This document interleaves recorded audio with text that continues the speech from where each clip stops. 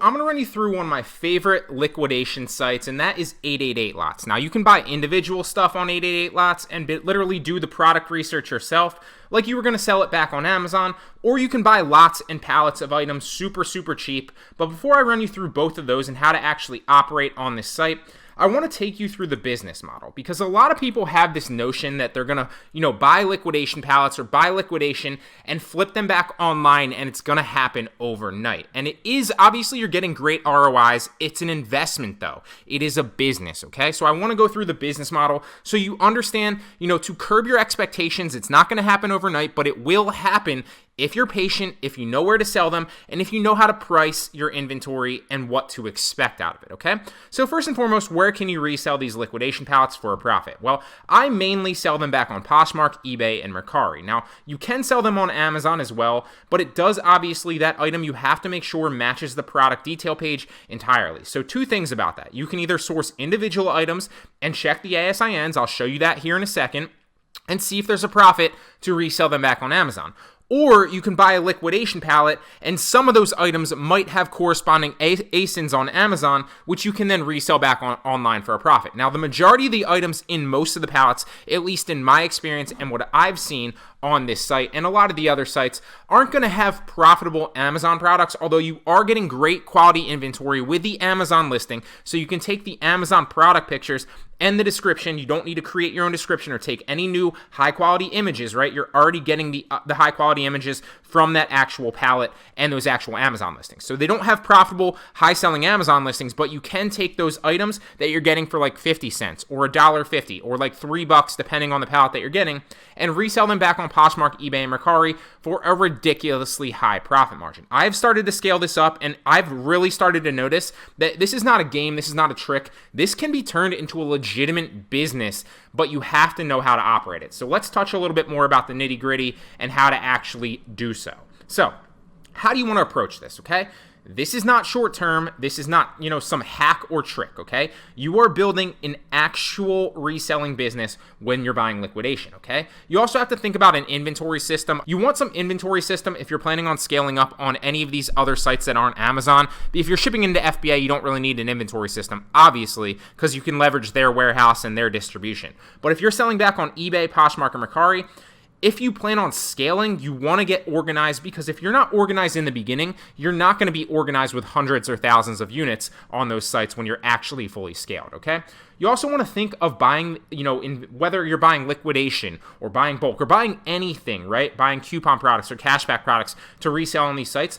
Think of it as an investment into your business. It's not going to happen overnight. You're not going to spend $150 on a pallet and then get that $150 back within a day or two, right? It's an investment into a legitimate business. So I'm going to run you through two examples here. Let's say hypothetically that, these are two examples of typical ways that I approach pallets and how I typically sell them and the numbers here, right? So you have, legitimate expectations on how much you can spend on a pallet, how many items you're getting, what your profit per item is going to potentially be, and how it actually unfolds, okay?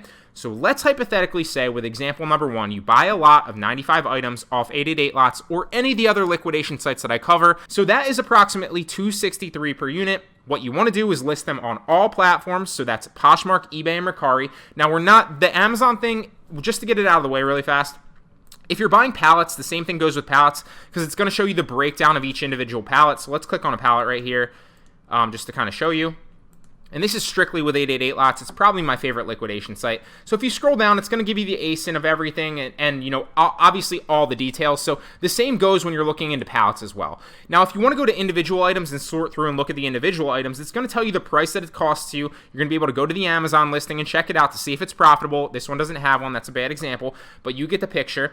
And it's also going to tell you, all the information so that you know if it's profitable on Amazon and if you want to ship it directly from 888 into Amazon, right? Or if you want to get it first and list it merchant fulfilled or whatever you want to do. So I don't typically do that, although you can. I've been kind of moving towards reselling my own, building my own reselling business on Amazon, Poshmark, eBay, Poshmark, and Mercari. Although you can source for Amazon, I just typically have moved away from that. I source more bulk deal, I source more books, I source more wholesale for Amazon and FBA. I've moved a lot of the cashback, the coupon, and the liquidation to my own distribution on eBay, Poshmark, and Mercari. That's how I approach it. You don't have to approach it that way, but that's what's working for me very well currently, okay?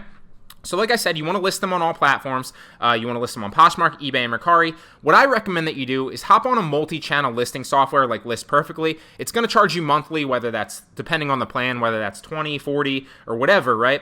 It's a lot better. Now, you don't have to if you don't want to, if you're just starting out and you don't want to drop, money on software like that, then you can do it manually. Just obviously copy and paste those listings in there. Just keep in mind that you definitely want an inventory system so you can delete them off of the other platforms once you obviously sell it. Let's say hypothetically it sells on eBay. You want to delete that same listing off eBay and Poshmark as well, or off Mercari and Poshmark, because you don't want somebody buying it on that site and then you not having it and having to cancel orders, okay? Canceling orders isn't that serious on Poshmark and Mercari, although eventually it will get your account shut down if you cancel too many too quickly. On eBay, they take it very, very seriously. So you need to take it seriously too. That's also why I recommend having an inventory system, okay? So you want to cross-post whether you do it manually. I recommend that you do it with a List Perfectly. It's great software. It not only will it cross-post just by posting once, so it'll post to all those platforms, but it'll also manage your inventory and delete the ones off the other ones for you as well, so you don't have to worry about that, okay? Now, let's say hypothetically with this lot that you spent, $263 a unit, you have 95 items now, and you've listed them across all platforms. It costed you $250. So let's say hypothetically 12 or 20 items sell within the first 2 weeks of listing, right? And this is typically, these are not, concrete numbers, but this is typically how I see lots selling and how quickly they move, assuming you're buying decent lots and decent products. One example of a horrible lot that I bought was like $350 on like 150 units or something like that, and I was like, I scored big. But it was like housewares, and it was like old housewares, and nobody bought them. They sold super slow and for super low profit margins. So if you're buying clothes or you're buying things that should be in demand on multiple platforms, then obviously that goes without saying. If you're willing to spend a little bit more, even if it's like $3 to $5 a unit potentially on these liquidation sites, you're going to have more higher in-demand products. But just like I said, do your research and you'll start to know it. And just even if you buy a pallet, you're getting super cheap stuff, you're going to have quality inventory that will sell eventually. So my rule of thumb is go after clothing, go after shoes, go after things in high demand, go after jeans. You can find a lot of those and top brands, especially on liquidation sites. So let's say 20 of those items sell within the first 2 weeks. Of listing all 95 for an average of $8 profit. Now you have $160 profit because you netted $8 profit off those items. Maybe they sold for like 15 or 20 or 7, and then after fees you averaged out to over $8 or about $8 profit. So now you have $160 back on the $250 that you spent. You're $90 in the hole currently, right? So maybe after the entirety of the first month after listing them, then you sell 20 more of them, and a lot of your higher end stuff, because you priced high and you waited, sold for an average profit of $12, right? So you have 20 more now that sold. Now you have 40 sold in general, and now you have 240 from the second 20. So now in total you have $400. Now you're netted $150 profit margin, right? So it took you a month. You had to wait a month to get there. It didn't happen overnight. You spent $250. You made it $400 back. Now you have $150 profit in the month. Oh, and by the way, you still have 55 items of your inventory to still sell for a profit. Okay, so it does not happen overnight. This is a business. It's a great business model, but you have to be patient. You want to think of it as an investment into your inventory and into your business. One key thing that I see a lot of people making is do not price yourself out of your profit. Okay, don't drop your prices too quickly. Don't be impatient. Be patient and don't price yourself out of profit.